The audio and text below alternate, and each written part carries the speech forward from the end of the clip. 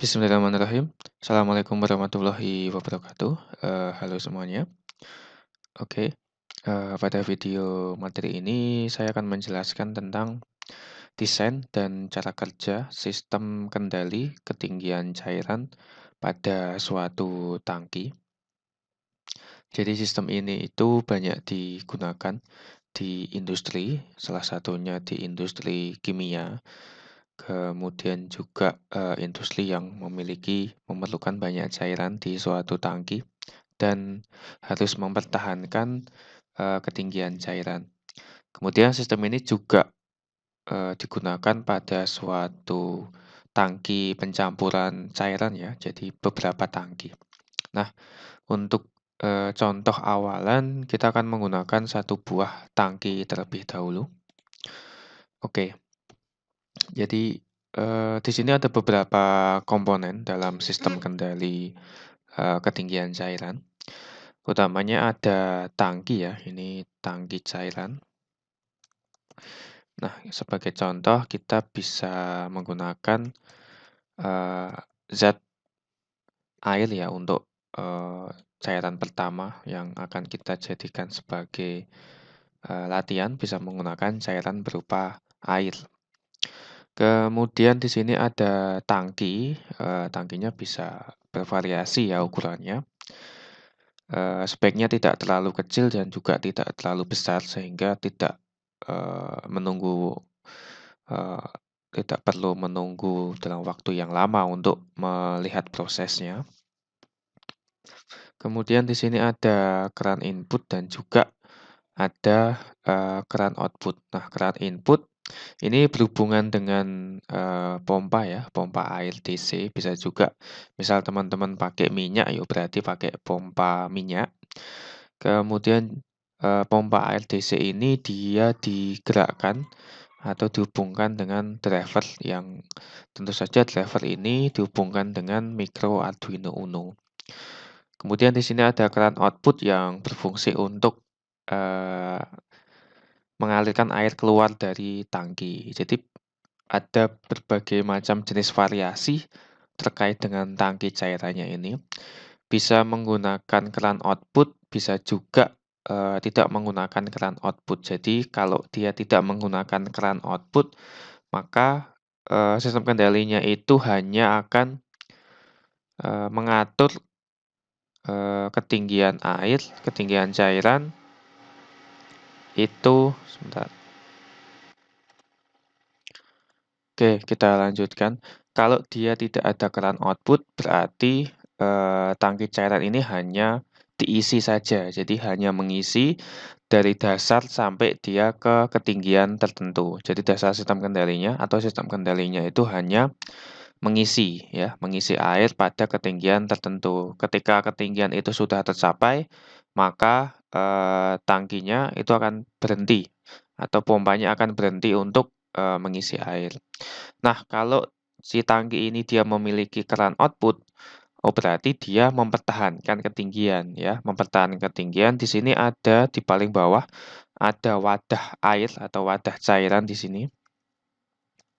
Ya, saya buat cairan aja biar lebih general ya, lebih general. Jadi bisa diaplikasikan ke jenis cairan berupa minyak, kemudian air ataupun jenis zat yang lainnya. Nanti komponennya tinggal menyesuaikan.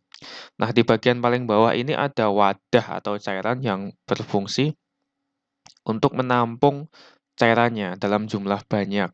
Nah, si tangki ini, itu kita pertahankan ketinggiannya. Lalu di bagian kerat output ini, itu memiliki, eee, katup atau bukaan yang, tetap ya, yang stabil. Ataupun bisa juga, bukaan dari keran output ini kita variasi, dan pompanya ini yang bertugas untuk, mempertahankan ketinggian ya, mempertahankan ketinggian. Nah, si, alat ini atau mikro ini itu tahu ketinggian cairan itu dari mana, itu dari sensor, ketinggian cairan. Nah, sensor ketinggian cairan ini bisa menggunakan jenis sensor yang, ultrasonik, kemudian infrared, ataupun menggunakan, sensor ketinggian cairan yang menggunakan resistor ya, atau kapasitor. Jadi dia ditempel di bagian dinding dari tangkinya, seperti itu. Kelemahan kalau menggunakan ultrasonik ataupun infrared itu bisa jadi dia tembus ya, tembus di cairannya, kalau cairannya itu dia bening. Nah, seperti itu. Kemudian kalau saran saya menggunakan, sensor ketinggian yang berbahan, resistor ataupun kapasitor ya. Jadi dia ditempel di dindingnya sehingga ukurannya bisa lebih presisi. Contoh sensor ketinggian yang lain adalah bisa menggunakan sensor tekanan yang ditaruh di bagian dasar dari tangki cairannya, sehingga dia sensornya akan merubah dari tekanan air menjadi ketinggian. Itu nanti perlu kita, kalibrasi terlebih dahulu. Oke, jadi itu prinsip kerjanya. Untuk yang pertama, yang tanpa keran output berarti dia si pompa hanya memenuhi air saja. Ketika sudah mencapai ketinggian tertentu, pompanya akan berhenti. Kemudian kalau yang ada keran output-nya, berarti dia prinsip kerjanya adalah mempertahankan ketinggian sesuai dengan bukaan dari keran. Jadi misal keran output-nya ini dibuka besar, dibuka sedang, dibuka kecil, itu si pengendali itu akan bertugas untuk mempertahankan ketinggian di ketinggian tertentu, di referensi tertentu, walaupun bukaan kerannya itu berbeda-beda, seperti itu. Oke, untuk sensornya bisa dibaca menggunakan ADC, kemudian data ADC ini akan dirubah menjadi data ketinggian, dikalibrasi, kemudian akan dibandingkan dengan nilai referensi ketinggian, dapat nilai error menjadi masukan untuk pengendali. Pengendali PID akan menghitung nilai sinyal kendalinya dalam bentuk PWM lalu dikirim ke driver dan pompa DC. Oke, untuk diagram bloknya, bagian inputnya adalah sensor ketinggian cairan. Pemrosesnya adalah menggunakan micro Arduino Uno. Di sini sensor ketinggiannya bisa dibaca menggunakan biasanya ADC ya, biasanya menggunakan ADC. Oke, microcontroller Arduino Uno. Ya, kita pakai yang gampang aja, atau nano juga boleh. Kemudian outputnya ada driver dan juga pompa ya. Kemudian di sini si driver ini bertugas untuk merubah atau mengkonversi nilai digital yaitu PWM menjadi nilai tegangan analog.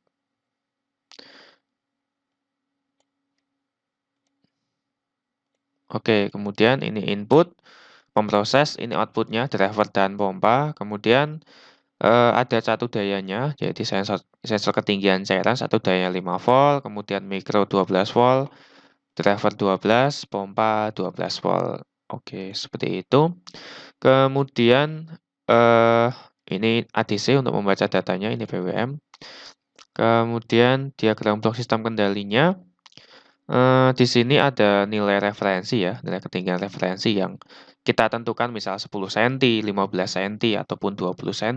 Kemudian di sini ada nilai feedback dari sensor ketinggian cairannya. Misal ternyata ketika diukur dia masih 0 cm, oh berarti ada nilai error 20 cm dengan 0 cm. 20 cm errornya itu masuk ke pengendali PID. Nah, nanti pengendali PID ini akan menghitung nilai sinyal kendalinya yang akan dikirim ke driver dan motor pompa.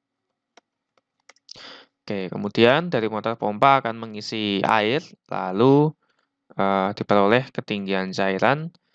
Misal ternyata sudah naik 1 cm, naik 2 cm, 3 cm, dan seterusnya akan berputar terus-menerus.